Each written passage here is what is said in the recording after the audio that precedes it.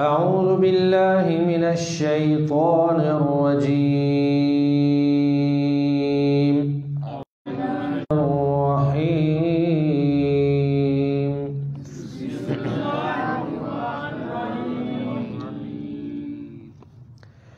لا يتخذ المؤمنون الكافرين أولياء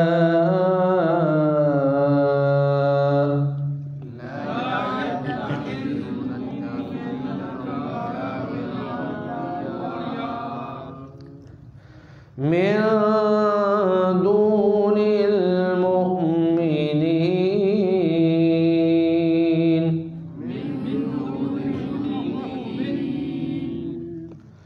ومن يفعل ذلك فليس من الله في شيء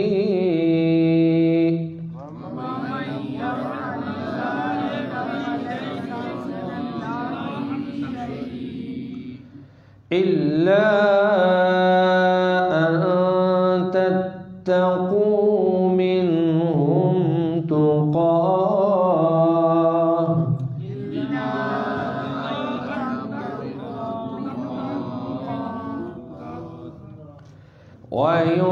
ويحذركم الله نفسه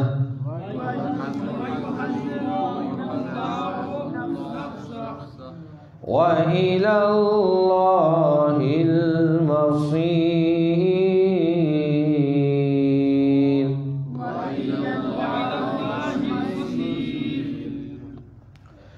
قل إن تخفوا ما في صدوركم أو تبدوه يعلمه الله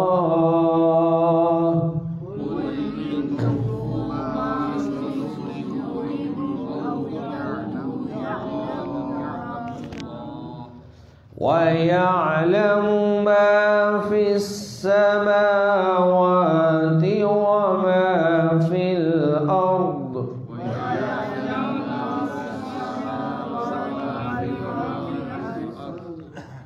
والله على كل شيء قدير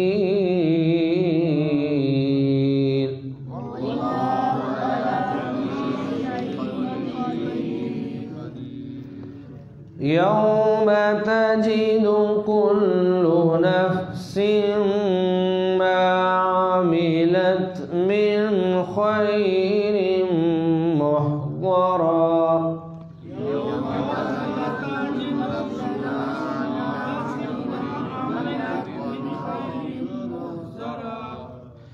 وما عملت من سوء تود لو أن بينها وبينه أمدا بعيدا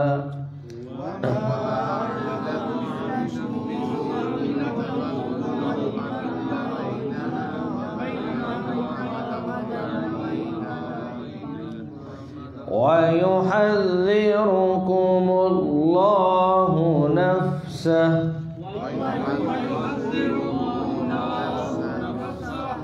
والله رؤوف بالعباد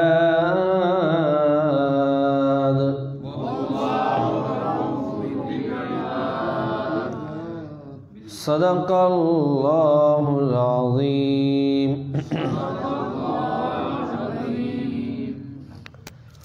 بسم اللہ الرحمن الرحیم۔ اللہ تعالیٰ فرماتے ہیں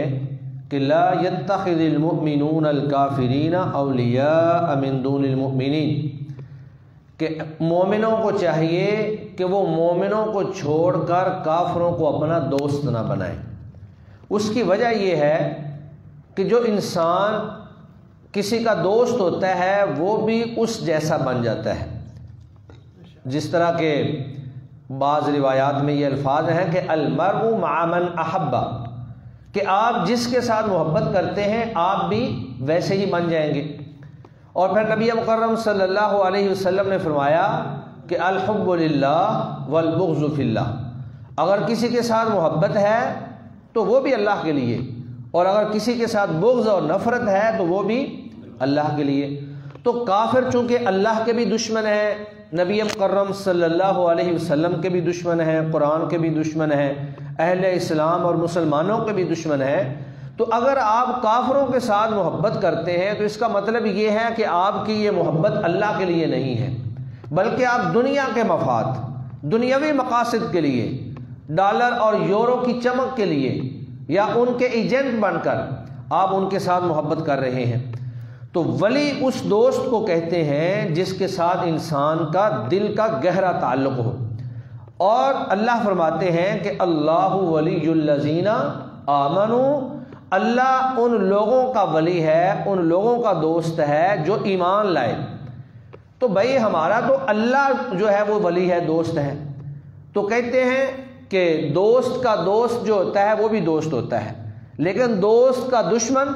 دشمن ہوتا ہے۔ تو کافر جو ہیں وہ جب اللہ کے دشمن ہیں، اللہ کی بات نہیں مانتے ہیں، اللہ کی معصیت کرتے ہیں، اللہ کی بغاوت کرتے ہیں، اللہ کی سرکشی کرتے ہیں، تو وہ گویا کہ اللہ کے دوست نہیں ہیں بلکہ وہ اللہ کے دشمن ہیں۔ تو جو اللہ کا دشمن ہے اس کے ساتھ کوئی بھی ایمان والا جو ہے وہ دوستی نہیں لگا سکتا۔ تو یہاں اللہ نے یہی فرمایا کہ لا یتخذ المؤمنون،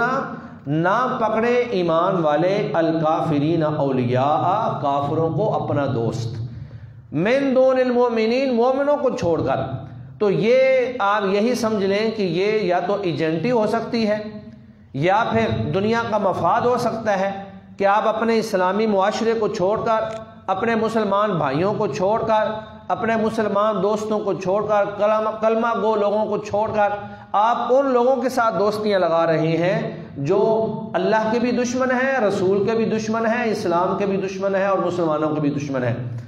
اور قرآن مجید میں اللہ تعالیٰ نے یہی فرمایا کہ صحابہ کرام کا طرز عمل کیا ہے، محمد الرسول اللہ والذین معہ اشداء علی الکفار رحماء بینہم، کہ اللہ کے نبی محمد یہ اللہ کے رسول ہیں، اور جو ان کے ساتھ ایمان لائے ہیں یعنی صحابہ اکرام، وہ رحماء بینہم، آپس میں پیار اور محبت کے ساتھ رہنے والے ہیں، ایک دوسرے کے لیے ریشم کی طرح نرم ہیں، لیکن اشداء علی الکفار، کفار کے لیے وہ دو دھاری تلوار ہیں، ان کے لیے وہ انتہائی سخت ہیں۔ اور پھر ایک جگہ اللہ نے فرمایا یا ایھا الذین آمنوا لا تتخذوا اليہود والنصارى اولیاء، کہ اے ایمان والو یہود و نصارہ کو اپنا دوست نہ بناؤ، وَمَن يَتَوَلَّهُم مِّنكُمْ فَإِنَّهُ مِنْهُمْ، جو ان کو اپنا دوست بنائے گا وہ انہی میں سے ہو جائے گا۔ واضح بات ہے، جب آپ کے دوست کافر ہوں گے، آپ کے دوست یہود و نصارہ ہوں گے، جب وہ غلط کام کریں گے تو آپ بھی ان کے ساتھ مل کر غلط کام کریں گے۔ وہ عیسیٰ علیہ السلام کو اللہ کا بیٹا یا اللہ کا ایک جز ثالث الثلاثہ یا اللہ کہیں گے تو آپ کی یہ جسارت نہیں ہوگی کہ آپ ان کو ناراض کرنے کے لیے ان کا رد کریں، آپ ان کی بات کو سنیں گے، ان کی شرکیہ باتوں کو سنیں گے، ان کو اپنے دل میں بٹھائیں گے۔ وہ حرام کھائیں گے تو آپ ان کے ساتھ بیٹھ کر حرام کھائیں گے، وہ اگر سور کا گوشت کھائیں گے تو آپ بھی ان کے ساتھ بیٹھ کر سور کا گوشت کھائیں گے، وہ شراب پئیں گے تو آپ بھی ان کے ساتھ بیٹھ کر شراب پئیں گے۔ تو گویا کہ انسان کی جو دوستی ہے وہ اپنے دوست کے اوپر بہت زیادہ اثر انداز ہوتی ہے، اور انسان آہستہ آہستہ اپنے دوست جیسا بننا شروع ہو جاتا ہے، جیسا آپ کا دوست ہوگا ویسے ہی آپ بن جائیں گے۔ تو کئی اہل علم کہا کرتے تھے کہ اگر آپ نے دیکھنا ہے کہ فلاں آدمی کیسا ہے تو اس کو پرکھنے کی بجائے اس کے دوستوں کو دیکھ لو، جیسے اس کے دوست ہیں ویسا ہی وہ ہوگا۔ بے شک وہ گہرا ہو، آپ کو سمجھنا آتی ہے کہ وہ کیسا آدمی ہے، لیکن جب اس کے دوست کافر ہوں گے، اللہ کے باغی ہوں گے، سرکش ہوں گے، نافرمان ہوں گے، تو سمجھ لیں کہ وہ بندہ بھی ویسا ہے۔ اور اگر اس کے دوست اللہ والے ہوں گے، اللہ کے نیک بندے ہوں گے، نمازی ہوں گے، پرہیزگار ہوں گے، علماء کا طبقہ ہوگا، نمازیں پڑھنے والے ہوں گے، تو آپ سمجھ لیں کہ وہ بندہ بھی کیا ہے، نیک آدمی ہے۔ تو کسی کی پہچان اس کے دوستوں سے ہوتی ہے۔ اور پھر نبی مکرم صلی اللہ علیہ وسلم نے اچھے دوستوں اور برے دوستوں کی مثال بیان کرتے ہوئے فرمایا کہ اچھا دوست ایسے ہی ہے جیسے کوئی عطر فروش ہو، خوشبو بیچنے والا ہو۔ تو اللہ کے نبی نے فرمایا کہ عام طور پہ خوشبو بیچنے والے خوشبو پہلے چیک کرواتے ہیں، یعنی وہ خوشبو بیچنے کے لیے چیک کرواتے ہیں کہ چیک کرو جی ہماری خوشبو کیسی ہے۔ تو اللہ کے نبی نے فرمایا کہ یا تو آپ اس سے خوشبو خرید لیں گے، یعنی اس سے خیر کو مشقت کے ساتھ محنت کے ساتھ حاصل کر لیں گے، اور اگر آپ خریدیں گے نہیں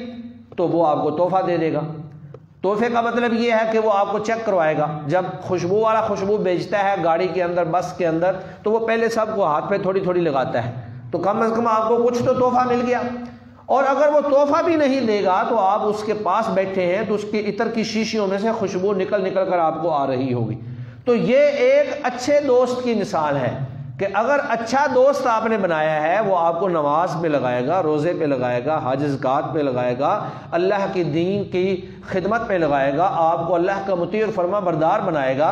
اور اگر آپ اتنا نہیں بنے ہیں تو کم از کم آپ کو اس سے اچھائی ملے گی، وہ آپ کو اچھی باتیں بتلائے گا۔ اور اگر اتنا بھی نہیں ہوتا ہے تو کم از کم آپ کو برائی کی طرف نہیں لے کے جائے گا، آپ کو کسی گناہ کے اندر، آپ کو کہیں پر شراب کے جوے خانے میں، شراب خانے پہ یا کہیں پر آپ کو نہیں لے کے جائے گا۔ اور دوسری مثال،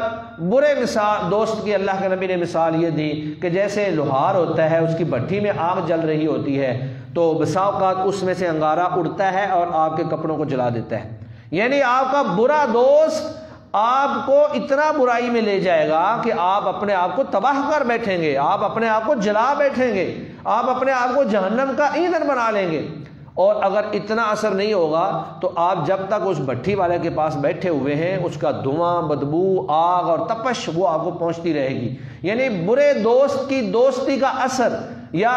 اس کی بری باتیں، اس کے برے عمل وہ آپ کو پہنچتے رہیں گے اور آپ اس کی برائی کو پھر برائی نہیں سمجھیں گے۔ تو یہ انسان کی فطرت ہے کہ وہ ایک دفعہ برائی کو برائی سمجھتا ہے، اور جب وہ برائی کو بار بار دیکھتا ہے تو پھر آہستہ آہستہ وہ برائی کی قباحت اور اس کی جو شناعت ہوتی ہے وہ اس کے دل سے ختم ہو جاتی ہے، اور وہ برائی کو پھر برائی ہی نہیں سمجھتا۔ یہی وجہ ہے کہ اللہ تعالیٰ نے قرآن مجید میں فرمایا ہے لا يحب اللہ الجہر بالسوء من القول، کہ اللہ تعالیٰ بری بات کو پھیلانا یا اس کو لوگوں کے اندر بیان کرنا اللہ اس کو پسند نہیں کرتے۔ اگر کہیں کسی جگہ پہ برائی ہوئی ہے، کوئی گناہ کا کام ہوا ہے تو اس کو پھیلانا بھی نہیں چاہیے، لوگوں کے اندر زیادہ اس کو ڈسکس بھی نہیں کرنا چاہیے۔ اور اگر آپ زیادہ ڈسکس کریں گے تو وہ گناہ جو ہے اس کی قباحت آپ کے ذہن سے ختم ہو جائے گی اور آپ اس کو عام سمجھیں گے، آپ کہیں گے جی دیکھو یہ تو ہر کوئی کر رہا ہے۔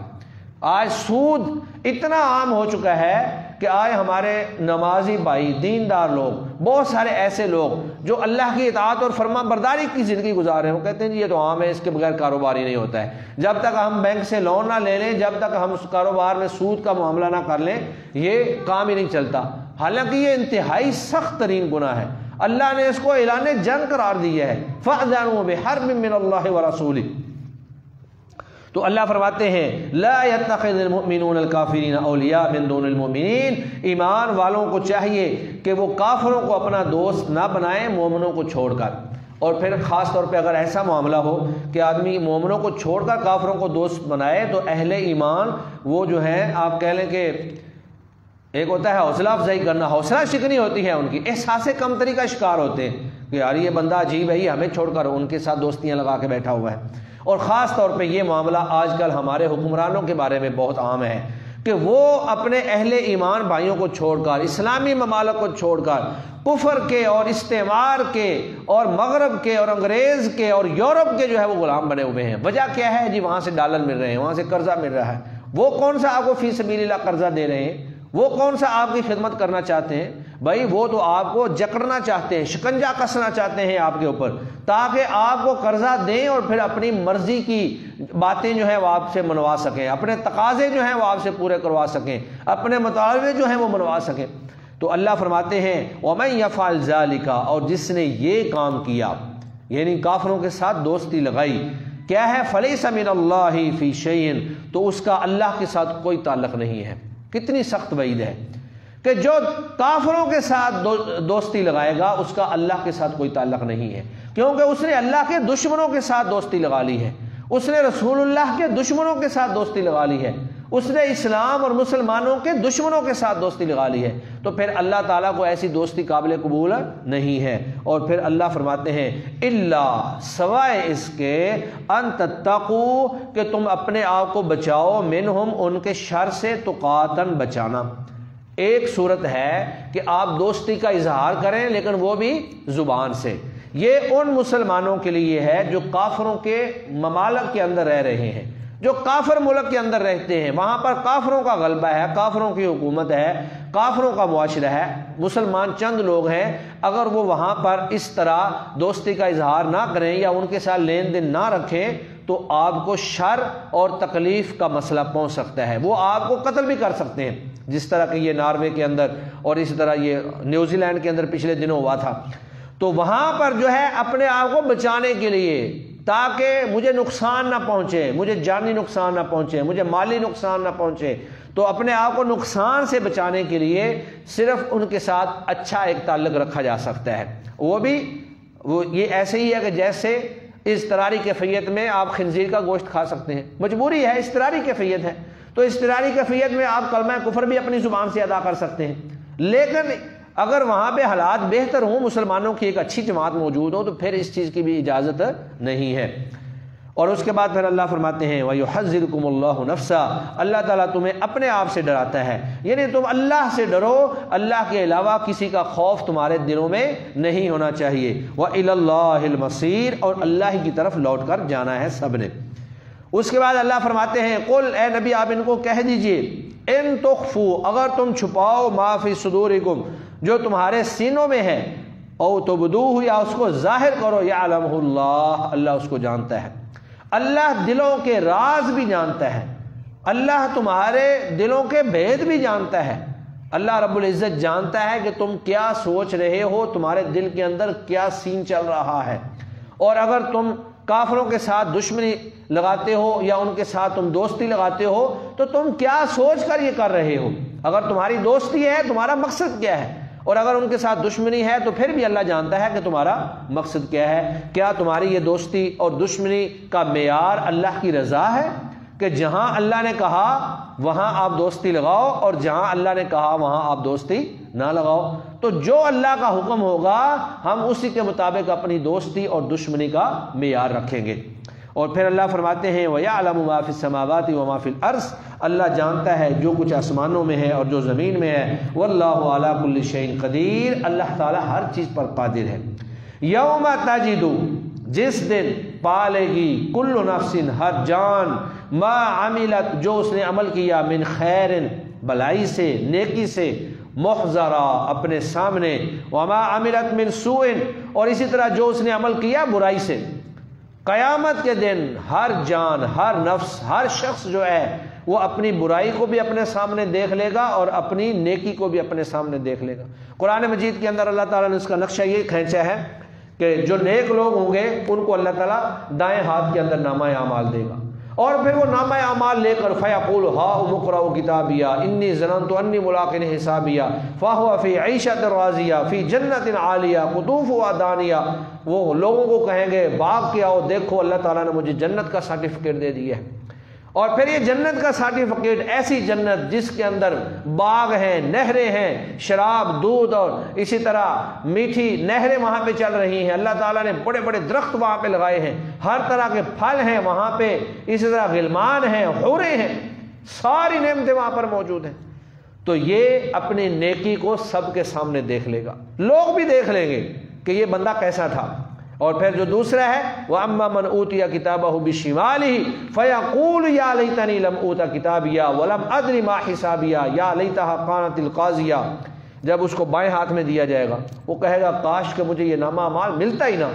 کاش کہ مجھے دنیا پر جو موت آئی تھی وہی میرا فیصلہ کر دیتی، مجھے دوبارہ قیامت کے دن زندہ ہی نہ کیا جاتا۔ ما اغنا عنی مالیہ، میرا مال میرے کسی کام نہیں آ سکا، ہلاک عنی سلطانیہ، اور میری بادشاہت، میری سلطنت، میرے وہاں پر منصب، میرا جاہ و جلال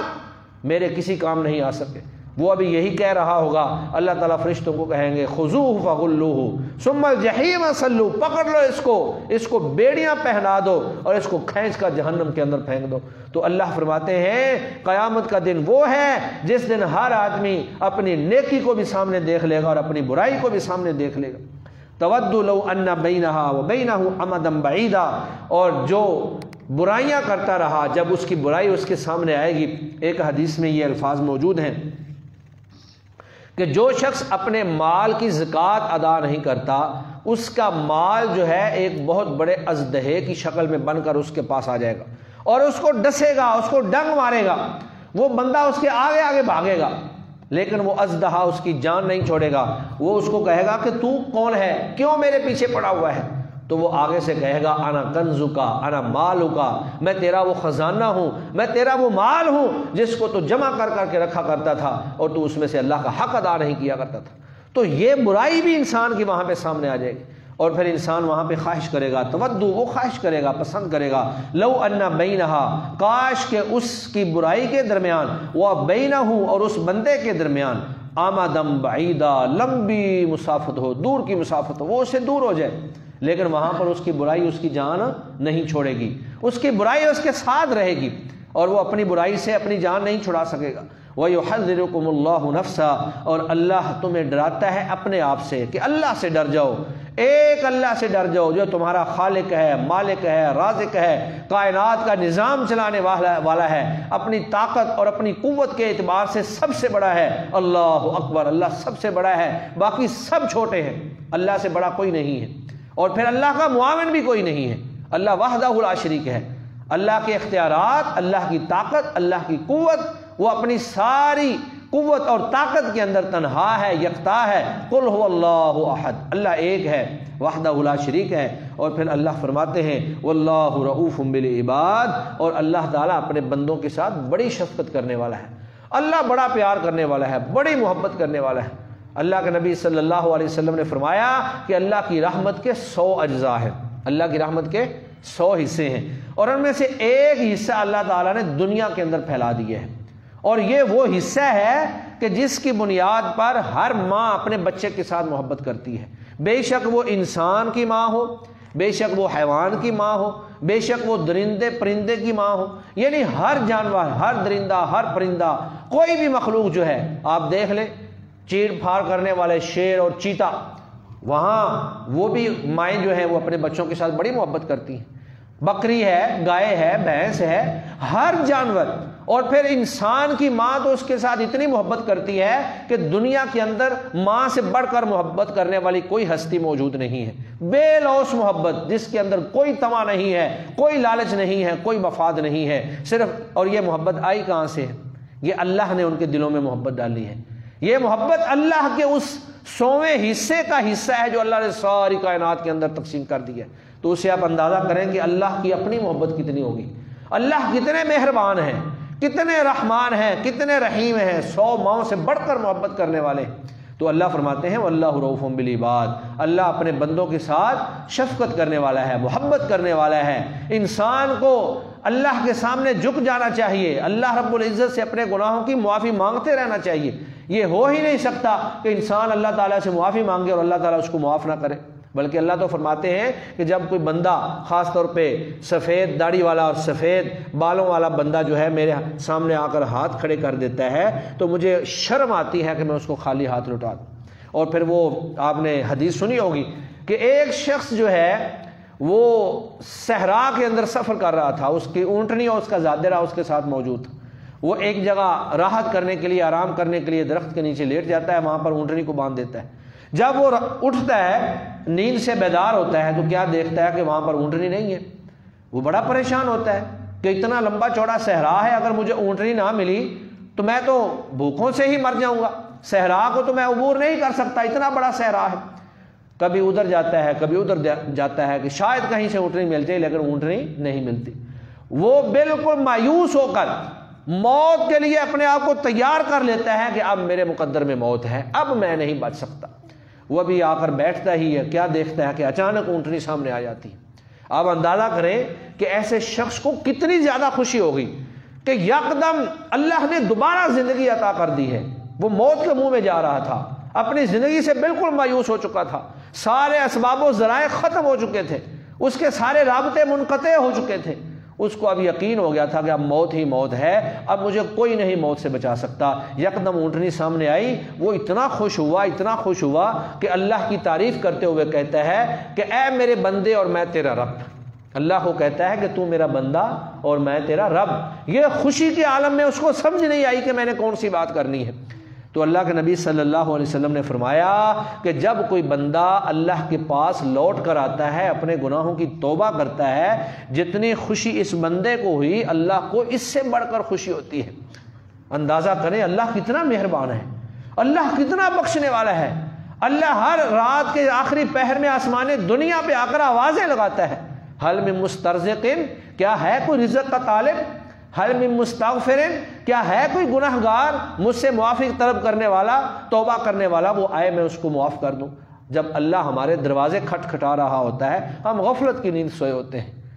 او بھائی اللہ نے ہمیں سب کچھ دیا، اتنی بڑی ذات، بادشاہوں کا بادشاہ، خالق کائنات، مالک ارض و سما، زمین و آسمان کا مالک جو ہے وہ ہمیں آوازیں دے رہا ہے، اور ہم اتنے لاپرواہ ہیں کہ ہمیں پرواہ کوئی نہیں ہے اس اللہ رب العزت کی آواز کی۔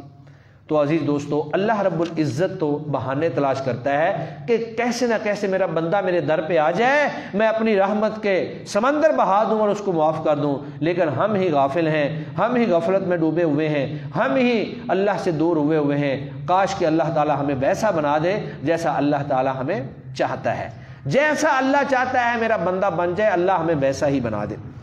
جی ترجمہ دیکھیں، بسم اللہ الرحمن الرحیم۔ لا یتخذل،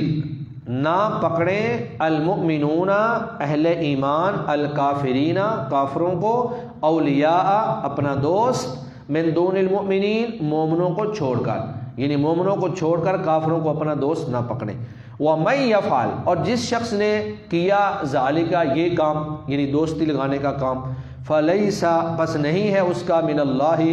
اللہ تعالیٰ سے کوئی بھی تعلق، فی شیئن، کسی بھی معاملے میں اس کا اللہ کے ساتھ کوئی تعلق نہیں ہے، الا یہ کہ ان تتقوا، کہ تم بچاؤ اپنے آپ کو، منہم ان کے شر سے، تقاتن بچانا، یعنی ان کے شر سے بچنے کے لیے تم کچھ ایسے کلمات بول سکتے ہو جس سے ان کو یہ ظاہر ہو کہ یہ بھی ہمارے ساتھ ہے۔ وَيُحَذِّرُكُمُ اللَّهُ نَفْسَهُ، اور اللہ تمہیں ڈراتا ہے اپنے آپ سے، وَإِلَى اللَّهِ الْمَصِيرُ، اور اللہ ہی کی طرف لوٹ کر جانا ہے۔ قل، اے نبی آپ کہہ دیجئے، ان تخفوا، اگر تم چھپاؤ گے، ما فی صدورکم، جو تمہارے سینوں میں ہے، او تبدوہ، یا تم اسے ظاہر کرو گے، یعلمہ اللہ، اسے اللہ جانتا ہے، وَيَعْلَمُ، اور وہ جانتا ہے، ما فی السماوات، جو کچھ آسمانوں میں ہے، وما فی الارض، اور جو زمین میں ہے، واللہ علی کل شیء قدیر، اللہ تعالی ہر چیز پر قادر ہے۔ یوم تجد، جس دن پالے گی، کل نفس، ہر جان، جس دن پالے گا ہر جان یا ہر شخص، ما، ہر وہ چیز، جو عاملت اس نے عمل کیا، من خیر، بھلائی سے، نیکی سے، محضرہ اپنے سامنے، وما، اسی طرح جو عاملت اس نے عمل کیا، من سوء، برائی سے، تودو، خواہش کرے گا وہ شخص، لو، کاش کے، انا بینہا، کہ اس عمل کے درمیان، و بینہو، اور اس بندے کے درمیان، امدم بعیدا، دور کا فاصلہ ہوتا، وَيُحَذِّرُكُمُ اللَّهُ نَفْسَهُ، اور اللہ تعالیٰ تمہیں اپنے آپ سے ڈراتا ہے، وَاللَّهُ رَؤُوفٌ بِالْعِبَادِ، اور اللہ تعالیٰ شفقت کرنے والا ہے، رؤوف، بہت زیادہ شفقت کرنے والا ہے، بالعباد، اپنے بندوں کے ساتھ۔ جی دوبارہ ترجمہ دیکھیں، لا يتخذ المؤمنون الکافرین، ہرگز نہ پکڑیں اہل ایمان کافروں کو، اولیاء دوست، من دون المؤمنین مومنوں کو چھوڑ کر، ومن یفعل ذلک، اور جس شخص نے ایسا کیا، فلیس من اللہ فی شیء، تو اس کا اللہ کے ساتھ کوئی تعلق نہیں ہے، الا یہ کہ ان تتقوا، کہ تم بچاؤ اپنے آپ کو، منہم، ان کافروں کے شر سے، تقاتن بچانا،